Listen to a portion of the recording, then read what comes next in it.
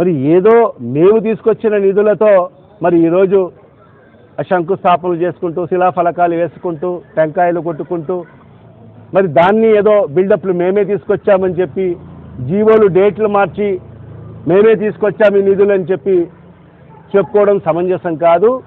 ఎందుకంటే ప్రజలకు అందరికీ కూడా తెలుసు ఏ ప్రభుత్వంలో అవన్నీ కూడా శాంక్షన్ అయ్యాయో.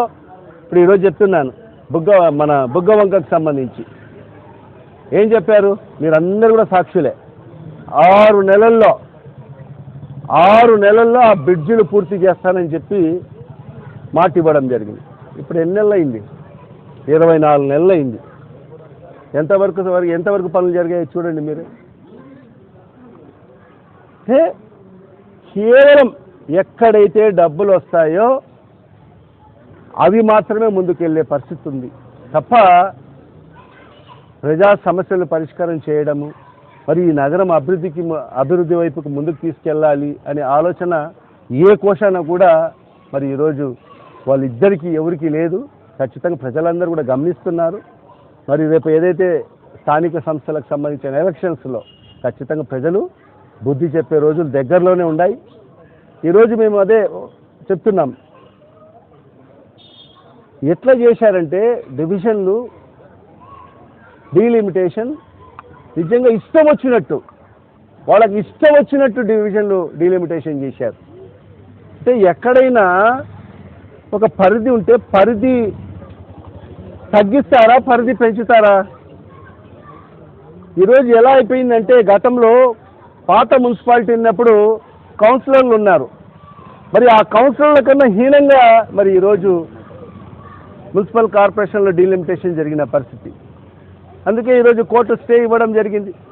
మరి ఇవన్నీ కూడా వాళ్ళు అనుకున్నట్టుగా మరి ఆ డీలిమిటేషన్ జరగలేదు, మరి ఈరోజు స్టే వచ్చింది అని చెప్పి ఒక కక్ష సాధింపుతోనే మరి ఇవన్నీ కూడా కార్యక్రమాలు జరుగుతున్నాయి. ఖచ్చితంగా ఎప్పుడు ఎన్నికలు వచ్చినా వైఎస్ఆర్ కాంగ్రెస్ పార్టీ సిద్ధంగా ఉన్నాం. ఖచ్చితంగా 50 కాదు కదా 66 కాదు కదా ఎన్ని డివిజన్లు అయినా కూడా అన్ని డివిజన్స్లో కూడా వైఎస్ఆర్ కాంగ్రెస్ పార్టీ జెండా ఎగరవేసేదానికి ప్రజలే సిద్ధంగా ఉన్నారు. ఎందుకంటే ఇప్పటికే మీకు చూశారు 2 ఏళ్ల కాలం మీ పరిపాలన చూశారు.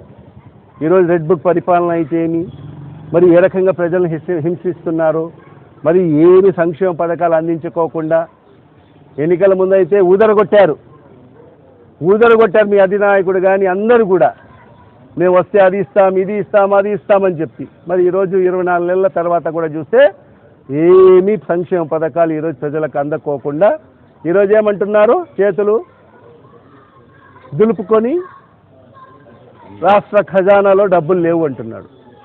ఏంటి అది ముందే తెలియదా మీకు?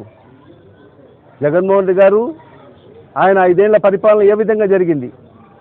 ప్రజలకు ఏదైతే మాట ఇచ్చాడో మరి ఆ మాటకు అనుగుణంగానే మరి సుమారుగా 93-94% హామీలు నెరవేర్చాడు. మరి ఈరోజు మీరేం చేస్తున్నారు? కేవలం ఏదైతే ఆర్థిక పరిస్థితులు బాగలేవు, ఈ రాష్ట్రం అమ్మేయాలి, ఆ సంక్షేమ పథకాలు ఇవ్వాలంటే అని చెప్పి ఈరోజు మీ మంత్రులే మాట్లాడుతున్నారు. అంటే అప్పుడు మీకు తెలియదా హామీలు ఇచ్చేటప్పుడు? అంటే అధికారంలోకి రాకమునుపు ఏదైనా చెప్తారు, అధికారంలోకి వచ్చిన తర్వాత మళ్ళీ ప్రజల్ని మోసం చేసే వెన్నుపోటు పొడవడం ఇదే మీ నైజం.